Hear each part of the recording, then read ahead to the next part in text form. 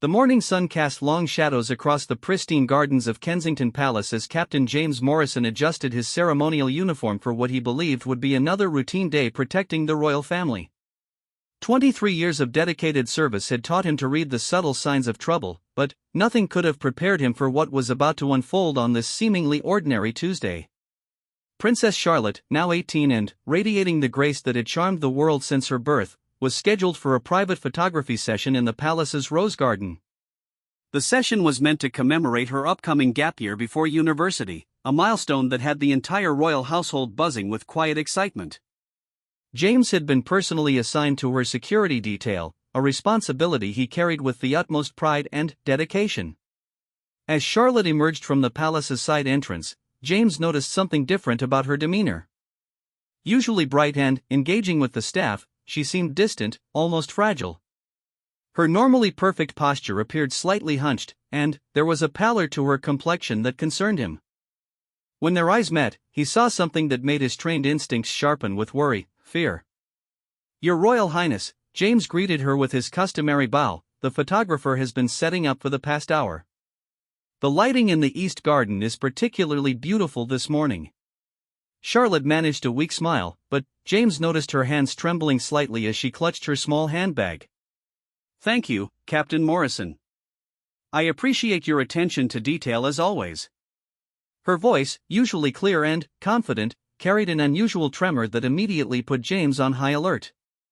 The photography session began smoothly enough. Charlotte posed gracefully among the roses, her training evident in every gesture. But James, positioned at a discreet distance, observed her growing increasingly pale with each passing minute. Sweat beaded on her forehead despite the cool morning air, and she frequently pressed her hand against her side in what appeared to be pain. During a brief break, as the photographer adjusted his equipment, Charlotte approached James with unsteady steps. "Captain, I was wondering if you might know, has there been any news from Tom Parker Bowles recently? Any official visits or appearances planned?"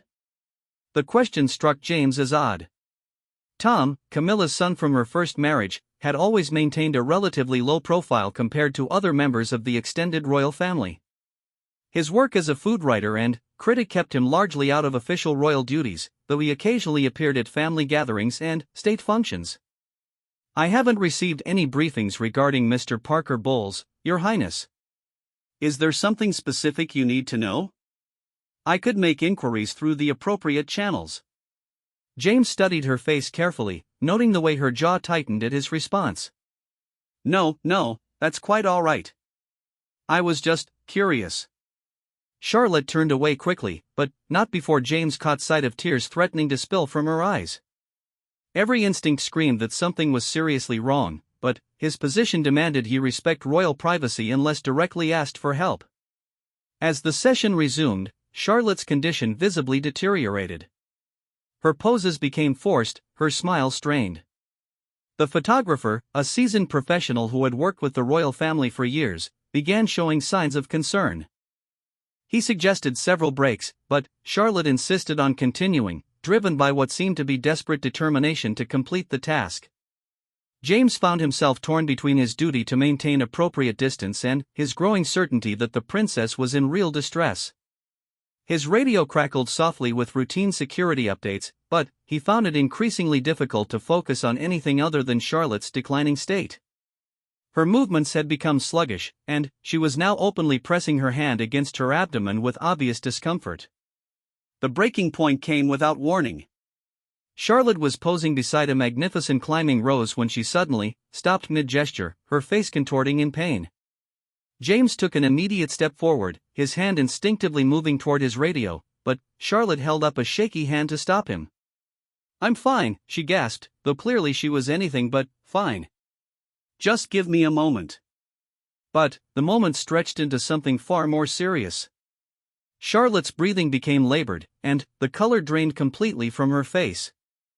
James watched in growing alarm as she swayed dangerously, one hand clutching the rose trellis for support while the other pressed against her side with increasing urgency. The photographer had stopped working entirely now, lowering his camera with obvious concern. "Your Highness, perhaps we should postpone the remainder of the session? You seem unwell." Charlotte tried to shake her head, tried to maintain the composure that had been drilled into her since childhood, but her body was betraying her. James saw the exact moment when her strength gave out. Her knees buckled, and she began to collapse toward the thorny rose bush. Training and instinct took over. James lunged forward, catching Charlotte just before she fell into the roses. As he lifted her into his arms, his worst fears were confirmed. His uniform sleeve came away stained with blood, not from the thorns, but from Charlotte herself. "Get the palace physician immediately," James barked to his radio while cradling the princess. "Medical emergency in the East Garden. Princess Charlotte requires urgent attention." Charlotte's eyes fluttered open, unfocused and filled with panic. Her lips moved weakly, and James leaned closer to hear her words. What she whispered sent shock waves through him that had nothing to do with the medical emergency unfolding. Tom Parker Bowles," he said, he promised. Her voice was barely audible, but the pain in it was unmistakable.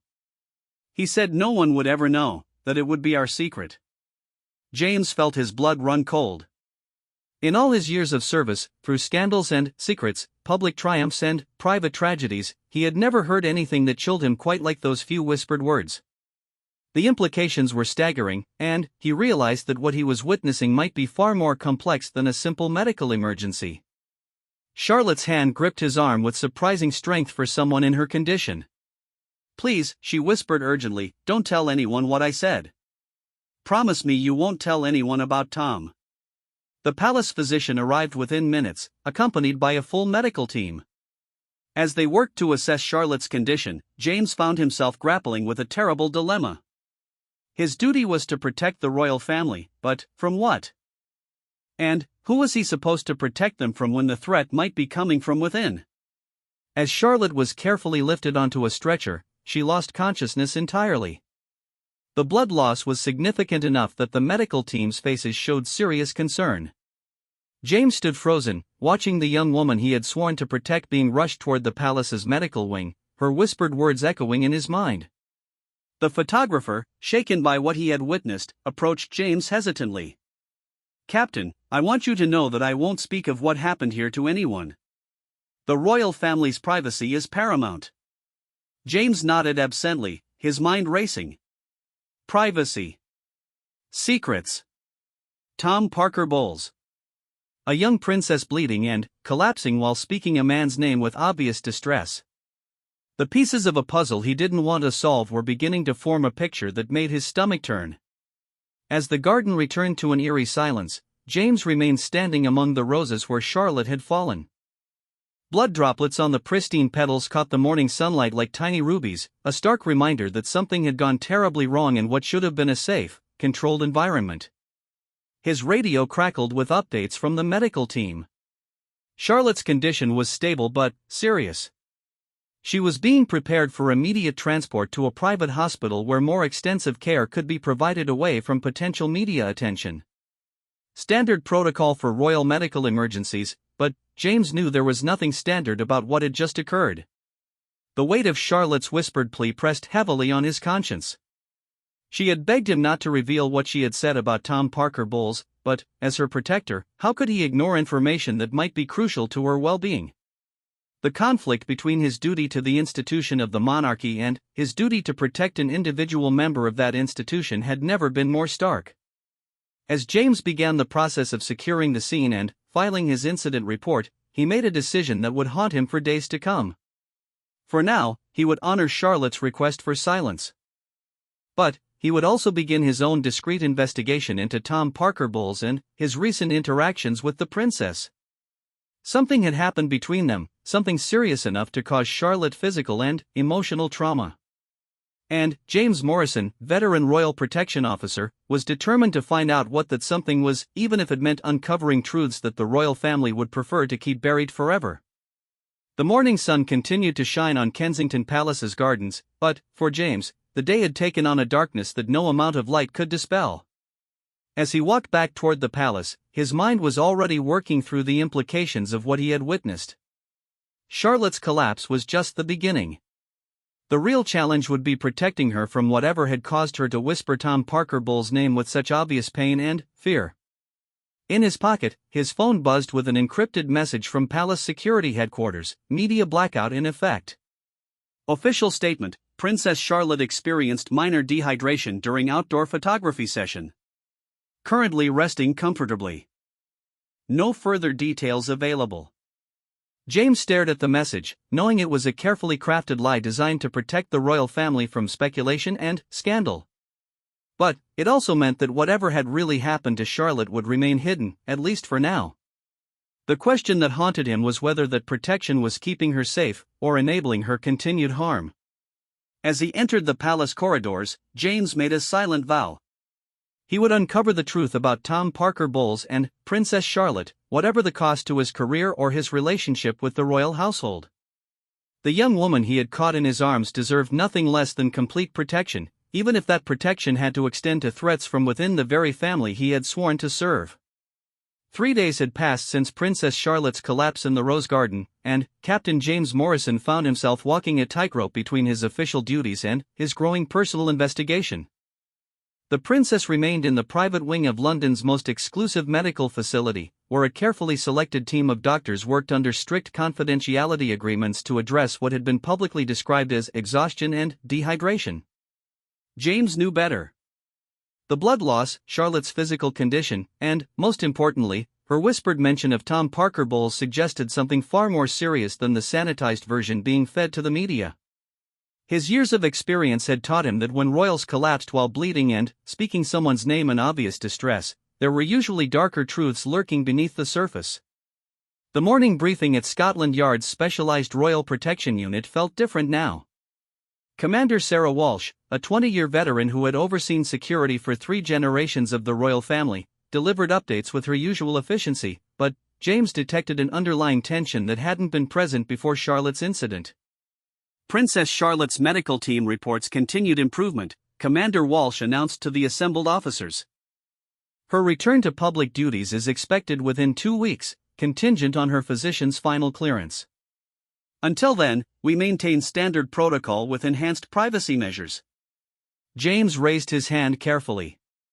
Ma'am, have there been any changes to the security assessments for other members of the extended royal family? Any new protocols or concerns we should be aware of? Commander Walsh's eyes sharpened slightly, a reaction that confirmed James's suspicion that his question had struck a nerve. All security assessments remain current and appropriate. Is there a specific concern prompting this question, Captain Morrison? No specific concern, ma'am. Simply ensuring I have complete situational awareness for my ongoing protective responsibilities. James kept his tone professionally neutral, but he noticed several of his colleagues exchanging glances. In the tight-knit world of royal protection, even subtle inquiries about security protocols could signal deeper concerns. After the briefing, James made his way to his desk to begin the delicate process of researching Tom Parker Bowles without raising official suspicions. Using his authorized access to public records and social media monitoring systems that were standard tools for royal protection officers, he began building a timeline of Tom's recent activities. What he discovered was troubling in its apparent normalcy. Tom Parker Bowles, aged 48, had maintained his usual professional schedule over the past several months. His food writing assignments, restaurant reviews, and cookbook promotions showed no obvious disruptions or unusual patterns. His social media presence remained consistent, photos of gourmet meals, wine tastings, and occasional family gatherings. But James had learned long ago that the most dangerous secrets often hid behind the most normal facades. He began looking deeper, cross-referencing Tom's public schedule with Charlotte's known activities and appearances. The intersection points, when they existed, seemed innocent enough: family dinners at Clarence House, the occasional charity event where multiple family members appeared, holiday gatherings that were standard royal tradition. However, one pattern began to emerge that made James increasingly uncomfortable. Over the past 4 months, there had been at least 6 occasions where both Charlotte and Tom had attended the same events or been present at the same royal residences. While this wasn't unusual given their family connection, James noticed that Charlotte's public demeanor had gradually changed during this same timeframe. Reviewing security footage and photographs from recent royal events, James observed a subtle transformation in Charlotte's behavior. The confident, radiant young woman who had charmed the world was becoming increasingly subdued. Her smiles appeared more forced, her interactions with family members more strained. Most tellingly, whenever Tom Parker Bowles was present, Charlotte seemed to maintain careful physical distance, something that royal protocol experts would likely attribute to proper formal behavior but that James's trained eye recognized as avoidance. His investigation was interrupted by an encrypted call from the hospital. Dr. Elizabeth Hartwell, Charlotte's primary physician, requested an immediate security consultation. Something in her tone suggested this wasn't routine medical protocol. James arrived at the hospital within 20 minutes, using discreet entrance protocols that ensured his visit wouldn't attract media attention. Dr. Hartwell, a distinguished woman in her 50s with decades of experience treating high-profile patients, met him in a private consultation room far from Charlotte's wing. "Captain Morrison, I want to discuss some concerns regarding Princess Charlotte's medical condition. Before I continue, I need to emphasize that everything we discuss is bound by both medical confidentiality and royal security protocols." James nodded, though he felt his pulse quickening. "Of course, Doctor. What can you tell me?" Dr. Hartwell consulted her notes carefully before continuing. "The princess's physical injuries are more complex than what has been publicly reported. While we have successfully addressed the immediate medical concerns, there are aspects of her condition that suggest deliberate harm." The words hit James like a physical blow, even though part of him had been expecting something like this since Charlotte's collapse. "What kind of deliberate harm, Doctor?" "I cannot provide specific medical details without the princess's explicit consent, but I can tell you that her injuries are consistent with sustained physical trauma over an extended period. This wasn't a single incident of illness or accident. Someone has been hurting her, Captain Morrison." James felt a cold rage building in his chest. "Has Princess Charlotte provided any information about who might be responsible?" Dr. Hartwell's expression grew troubled. "That's why I called you. She has been, uncooperative might be too strong a word, but she's clearly frightened of something or someone. She's refused to discuss how her injuries occurred, and she becomes agitated whenever we suggest involving additional security or conducting a formal investigation." "Has she mentioned any names? Anyone she's specifically concerned about?" "Not to me directly, but the nursing staff reported that she's had several nightmares where she calls out a name, Tom, I believe. She always wakes up distressed and asking for reassurance that he doesn't know where she is." James closed his eyes briefly, feeling the pieces of a horrific puzzle clicking into place. "Doctor, is Princess Charlotte in immediate physical danger if she were to encounter this Tom person?" "Based on her psychological response and the pattern of her physical injuries, I would strongly advise against any unsupervised contact with anyone who causes her this level of distress. She needs time to heal, both physically and emotionally, in a completely safe environment." After leaving the hospital, James sat in his car for several minutes, grappling with the implications of what he had learned. Princess Charlotte hadn't simply collapsed from exhaustion or dehydration. She had been systematically abused by someone, and all evidence pointed to Tom Parker Bowles as the perpetrator. The whispered name, her obvious fear, her injuries, it painted a picture that made James's professional training and personal protective instincts align in a way that demanded action. But taking action against a member of the extended royal family without absolute proof would end his career and potentially cause a scandal that could damage the monarchy itself. James found himself facing the same dilemma that had plagued royal protection officers for generations: how to protect the royal family from threats that came from within their own ranks. His phone buzzed with a text message from an unknown number: "Stop looking into things that don't concern you. Some secrets are meant to stay buried. Consider this friendly advice." James stared at the message, feeling a chill that had nothing to do with the evening air. Someone was watching his investigation, someone with enough access to his personal phone number and enough knowledge of his activities to know exactly what he was researching. The threat was subtle but unmistakable. Instead of discouraging him, the message only strengthened James's resolve. Whoever was behind it had just confirmed that there were indeed dangerous secrets surrounding Charlotte's relationship with Tom Parker Bowles. Moreover, they had demonstrated that these secrets were important enough to warrant surveillance and intimidation. James made a decision that would fundamentally change his approach to the entire situation. He would no longer conduct his investigation alone. There were other people in the Royal Protection Service, people he trusted completely, who would help him uncover the truth about what had happened to Princess Charlotte. The anonymous threat had been intended to silence him, but, instead, it had convinced him that the danger to Charlotte was real and ongoing. He pulled out his secure phone and dialed a number he hadn't used in months. Detective Inspector Maria Santos answered on the second ring. Maria had worked Royal Protection before moving to Scotland Yard's Special Crimes Unit, and James knew she could be trusted with sensitive information. Maria, it's James Morrison. I need to meet with you tonight. It's about Princess Charlotte, and it's urgent. There was a brief pause before Maria responded. How urgent, James? Urgent enough that I think a member of the royal family is in immediate danger, and urgent enough that someone is trying to stop me from investigating it. Meet me at the usual place in an hour. And, James? Be careful. If someone's threatening you over a royal investigation, you're dealing with people who have resources most criminals can only dream of. As James drove toward his meeting with Maria, he reflected on how quickly his world had changed. 3 days ago, he had been a loyal royal protection officer with an unblemished record and complete faith in the institution he served. Now he was conducting a clandestine investigation into potential abuse within the royal family while being actively threatened by unknown parties who wanted the truth buried. But every time doubt crept into his mind, he remembered the weight of Princess Charlotte's unconscious body in his arms and the terror in her voice when she whispered Tom Parker Bowles' name.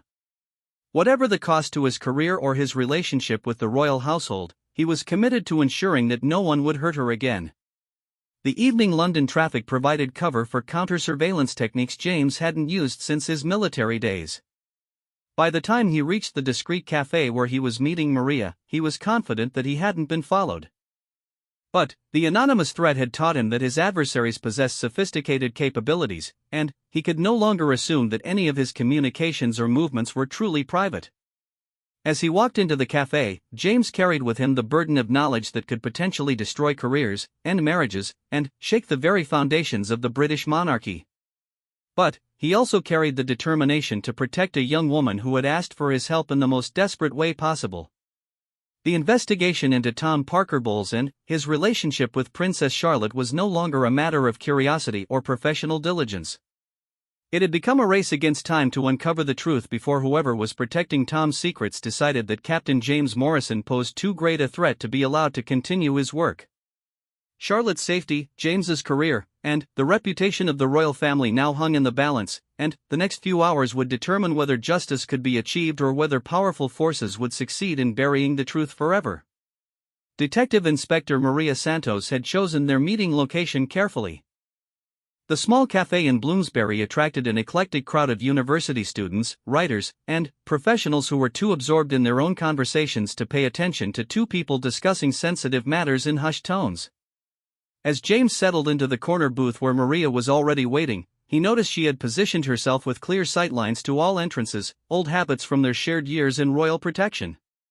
"You look terrible, James," Maria observed without preamble, studying his face with the analytical eye that had made her one of Scotland Yard's most effective investigators. "How long since you've slept properly?" "Sleep hasn't been a priority since Tuesday," James admitted, accepting the coffee Maria had ordered for him. "Thank you for meeting me. I know this puts you in a difficult position." Maria leaned forward slightly, lowering her voice. "Before you tell me anything, I need you to understand something. If what you're investigating involves criminal activity by a member of the royal family, there are protocols that supersede both our friendship and normal police procedure." "Are you prepared for that level of complexity?" James had been dreading this question since he'd made the call. "Maria, if I'm right about what's been happening, protocols and procedures become secondary to protecting someone who's being systematically harmed. I need your help not just as a detective, but as someone who understands how these systems work and where their weaknesses are." Over the next hour, James shared everything he had discovered: Charlotte's collapse and bleeding, her whispered mention of Tom Parker Bowles, Dr. Hartwell's confirmation of sustained physical trauma, the threatening text message, and his growing certainty that Charlotte was the victim of ongoing abuse. Maria listened without interruption, occasionally taking notes in a code she had developed during her years handling sensitive cases. When James finished, Maria sat quietly for several minutes, processing the information and its implications. Finally, she looked up with an expression that combined professional concern with personal anger. James, what you're describing isn't just abuse, it's systematic grooming and assault of a vulnerable young woman by someone in a position of power over her. The fact that it's happening within the royal family doesn't make it less criminal, it makes it more dangerous because of the resources available to cover it up. Can you help me prove it? James asked directly. Maria nodded slowly. Yes, but not through official channels, at least not initially. We need evidence that's so compelling that it can't be buried or dismissed. That means we need Charlotte's cooperation, medical documentation that can stand up in court, and proof of Tom Parker Bowles' access and opportunity. Charlotte specifically asked me not to reveal what she said about Tom. She's terrified of the consequences. Which is exactly what we'd expect from an abuse victim, especially one whose abuser has powerful family connections and institutional protection. The fear is real, James, but so is the danger of allowing the abuse to continue. Maria pulled out her phone and scrolled through her contacts. I'm going to reach out to some people who specialize in cases involving powerful perpetrators. There are ways to build these cases that protect the victim while gathering evidence. But, first, I need to ask you something difficult. James prepared himself for whatever was coming. How certain are you that Tom Parker Bowles is acting alone? Abuse within powerful families often involves multiple people, perpetrators, enablers, and people who actively work to suppress investigations. If we're going after Tom, we need to be prepared for the possibility that other people in the royal household know what's been happening and have been helping to hide it. The question hit James like a physical blow. He had been so focused on Tom as the primary threat that he hadn't fully considered the broader implications. You're asking if other members of the royal family might be involved in covering this up. I'm asking if you're prepared for that possibility. Because once we start pulling at this thread, we might unravel more than just Tom Parker Bowles' crimes. We might expose a conspiracy that reaches much higher up the royal hierarchy. Before James could respond, his secure phone buzzed with an incoming call. Commander Sarah Walsh's name appeared on the screen, and James felt his stomach drop. Calls from his supervisor at this hour usually meant emergency situations or serious problems. I have to take this, James told Maria, stepping away from the table. Captain Morrison, Commander Walsh's voice was tense and formal. I need you to report to my office immediately. There's been a development in the Princess Charlotte situation that requires your immediate attention. What kind of development, ma'am? The kind that requires face-to-face discussion in a secure facility. How quickly can you get here? James checked his watch. 20 minutes, ma'am. Make it 15. And, Captain? Come alone. The line went dead, leaving James staring at his phone with growing apprehension. Commander Walsh's tone suggested either a major breakthrough or a significant problem. Given the threatening text message he had received earlier, James suspected it was the latter. He returned to Maria, who immediately read the concern on his face. Trouble? My supervisor wants to see me immediately. Something about a development in Charlotte's case. James gathered his things quickly. Maria, if something happens to me, if I suddenly get reassigned or suspended or worse, I need you to promise me you'll continue looking into this. Maria grabbed his arm as he prepared to leave. James, what if this meeting is about your investigation? What if someone reported your inquiries about Tom Parker Bowles?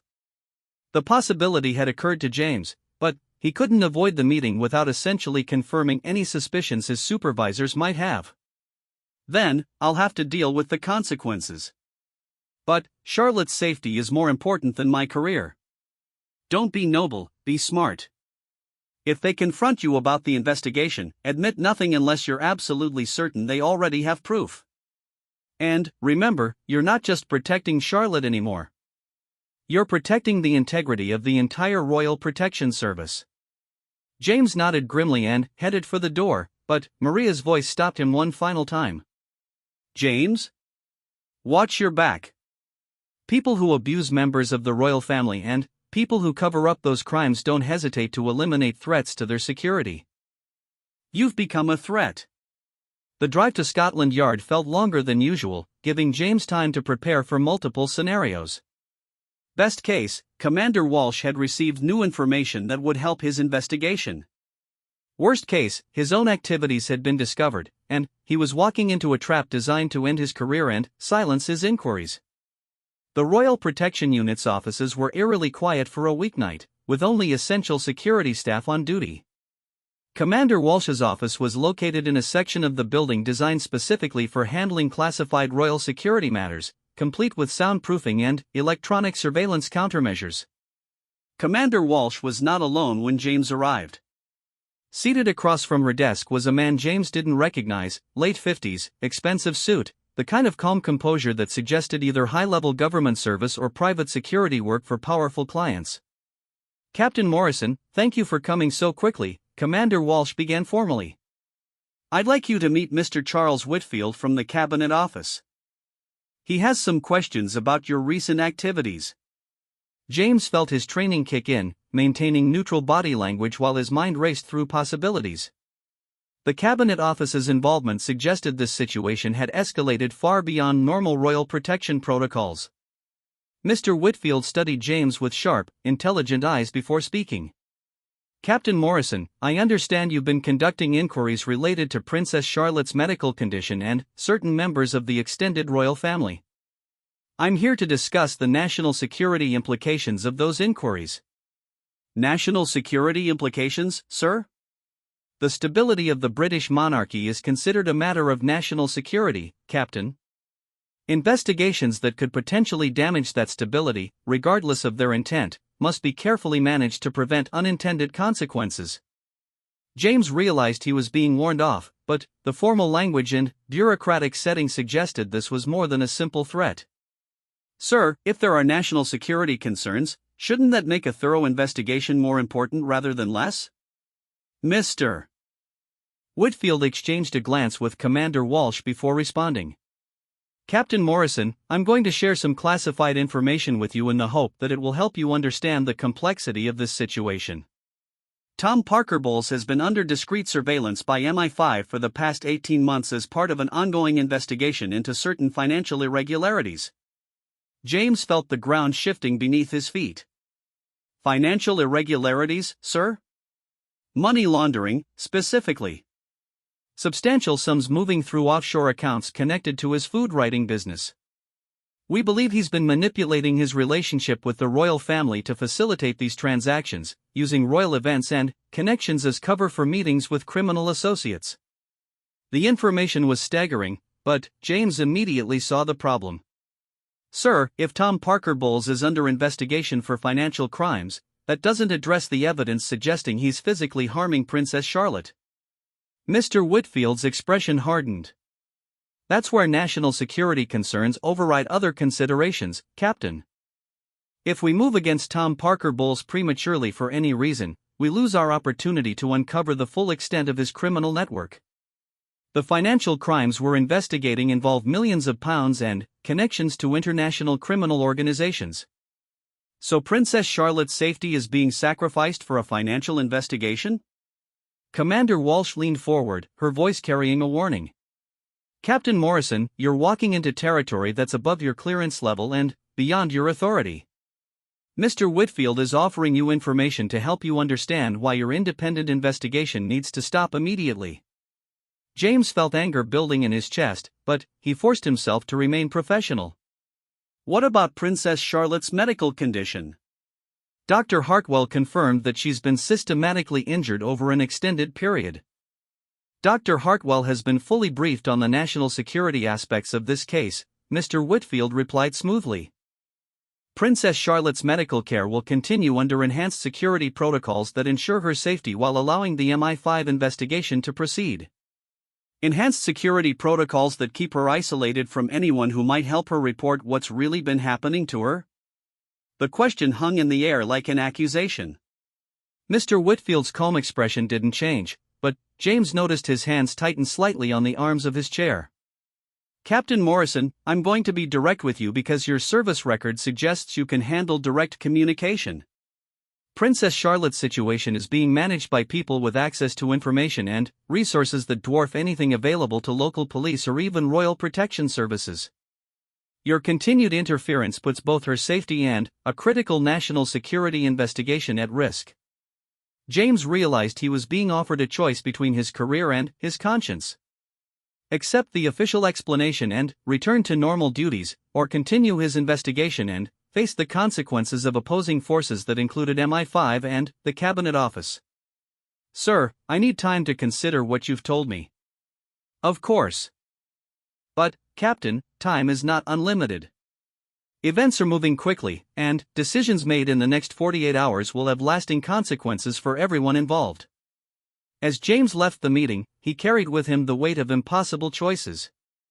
Either Tom Parker Bowles was a sophisticated criminal whose prosecution for financial crimes took precedence over his potential prosecution for physical abuse, or Tom Parker Bowles was a protected asset whose crimes were being covered up by the highest levels of British intelligence. Neither possibility offered much hope for Princess Charlotte's safety or justice for what had been done to her. But James Morrison had not spent 23 years protecting the royal family to abandon that mission when it became complicated by bureaucratic politics and national security concerns. The real investigation was just beginning, and now James knew exactly how powerful his adversaries were. The question was whether he and Maria Santos could uncover enough truth to protect Charlotte before those adversaries decided to eliminate the threat they posed permanently. 2 weeks after his confrontation with Mr. Whitfield and Commander Walsh, Captain James Morrison stood in the early morning darkness outside the private medical facility where Princess Charlotte was still recovering. Everything had changed in those 14 days, and nothing had been resolved. The MI5 investigation that supposedly took precedence over Charlotte's safety had mysteriously stalled. Tom Parker Bowles continued his normal routine under what was claimed to be discreet surveillance, and Charlotte remained isolated from anyone who might genuinely help her. But James had not been idle during these crucial weeks. Working with Detective Inspector Maria Santos and a small network of trusted contacts, he had assembled evidence that painted a far different picture than the one presented by Mr. Whitfield. The truth, when it finally emerged, was more complex and more damaging than James had initially imagined. The breakthrough had come from an unexpected source, Charlotte herself. 3 days earlier, she had managed to smuggle a letter out of the medical facility through a sympathetic nurse who was horrified by what she had witnessed during Charlotte's treatment. The letter, written in Charlotte's careful script, contained details that confirmed James's worst fears while revealing additional layers of corruption and abuse that extended far beyond Tom Parker Bowles. Maria Santos had arranged to meet James in Regent's Park before dawn, choosing the open space and early hour to minimize surveillance risks. When James arrived at the designated bench, he found Maria studying a thick folder of documents that represented weeks of careful investigation. "Tell me you have good news," James said as he sat down beside her, though her expression suggested otherwise. "I have the truth, James. Whether that counts as good news depends on your perspective." Maria opened the folder and pulled out Charlotte's letter. "This changes everything. Tom Parker Bowles isn't the primary perpetrator, he's been covering for someone else." James felt his world shift as Maria handed him the letter. Charlotte's words were clear, precise, and devastating. "Captain Morrison, I know you've been trying to help me, and I'm grateful for your protection in the garden. But there are things about my situation that you don't understand, things that make it dangerous for you to continue investigating. Tom Parker Bowles has been helping me, not hurting me. He's been trying to document evidence of what's really been happening, and that's why I was meeting with him. The injuries, the fear, the reason I collapsed, it's not because of Tom. It's because of someone much closer to home, someone whose position makes it impossible to seek help through normal channels." The letter continued with details that made James's blood run cold. Charlotte described months of systematic abuse by someone who used their royal position to isolate her from potential help. The perpetrator had convinced other family members that Charlotte was struggling with mental health issues, making her reports of abuse seem like delusions or cries for attention. "Tom has been secretly collecting evidence," Charlotte's letter explained. "He's risked his own reputation and safety to help me because he knows that without proof, no one will believe me against someone so highly placed in the royal hierarchy." When I collapsed in the garden, it was because I had just learned that our evidence gathering had been discovered. I was terrified that Tom would be silenced or hurt because of his attempts to help me. Maria pointed to a specific paragraph that James had missed on his first reading. "Look at this, James." She identifies the real perpetrator. James read the words with growing horror. "The person who has been hurting me is someone you see every day in your royal protection duties. Someone who uses their access and authority to ensure that their crimes remain hidden. Someone who has convinced MI5 to create a false investigation into Tom's finances as a way to discredit him before he can present the evidence we've collected." The letter concluded with specific details about hidden recordings, photographed documents, and witness statements that Tom Parker Bowles had assembled over several months. But, most importantly, it identified the true perpetrator as someone within the immediate royal family circle, someone whose position would make prosecution extraordinarily difficult without overwhelming evidence.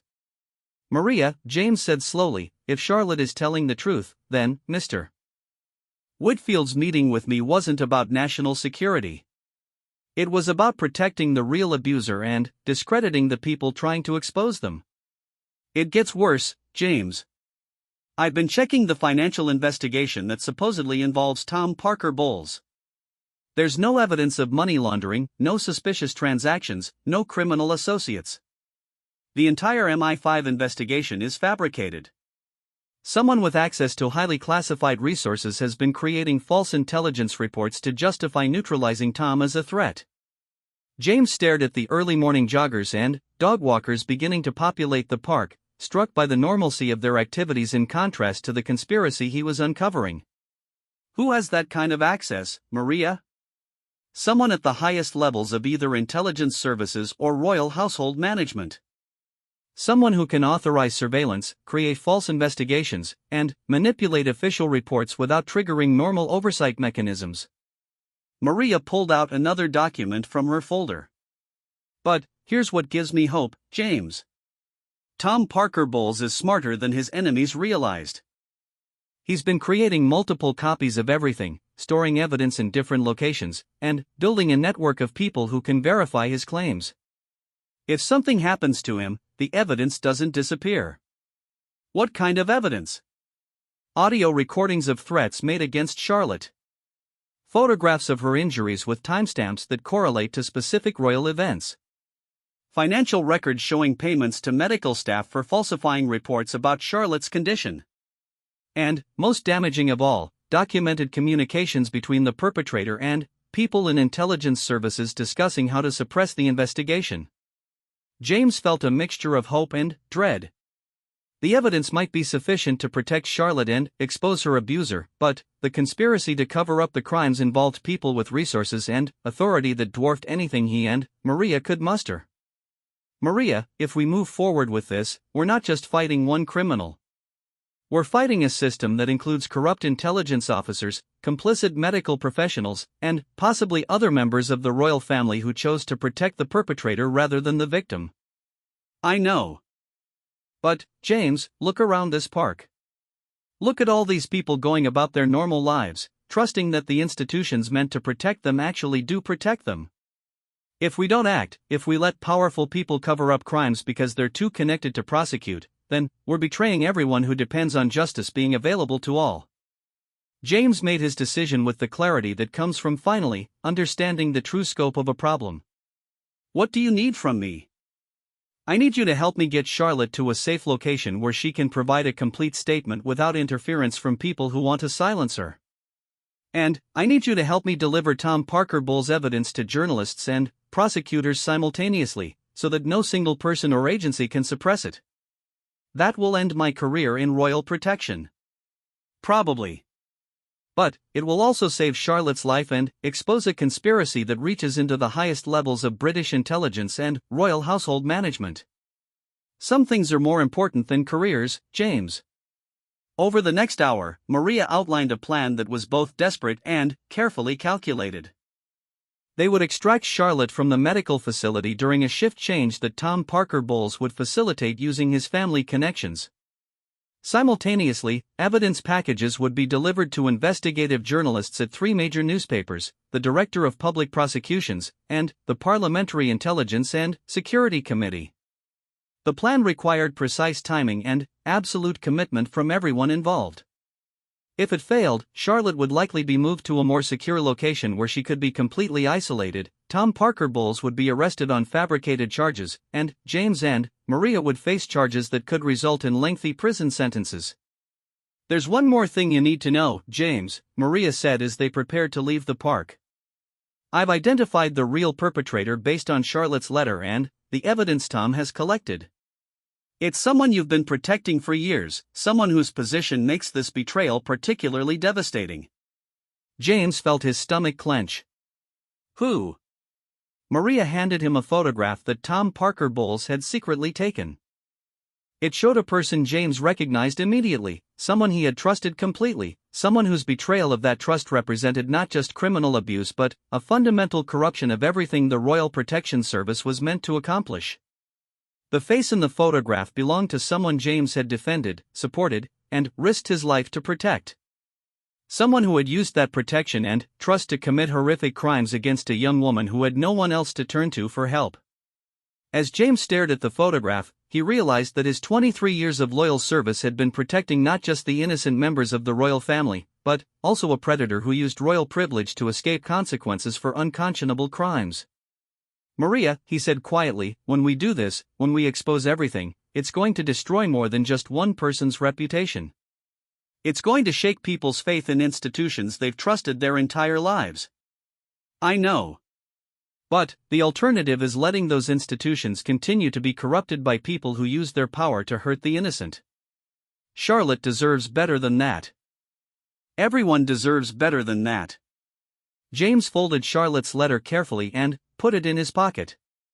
In a few hours, he would either be a hero who had helped expose a massive conspiracy and saved a young woman's life, or he would be a disgraced former royal protection officer facing criminal charges for interfering with national security investigations. But, as he walked away from Maria and toward what might be the last day of his career, James carried with him the certainty that he was finally doing what he had sworn to do 23 years earlier, protecting the royal family from those who would harm them, even when the threat came from within their own ranks. The truth about Princess Charlotte's abuse, Tom Parker Bowles' heroic attempts to help her, and the conspiracy to silence them both would soon be impossible to suppress. And Captain James Morrison, whatever the cost to his own future, would make sure that justice finally reached even the highest levels of power in Britain.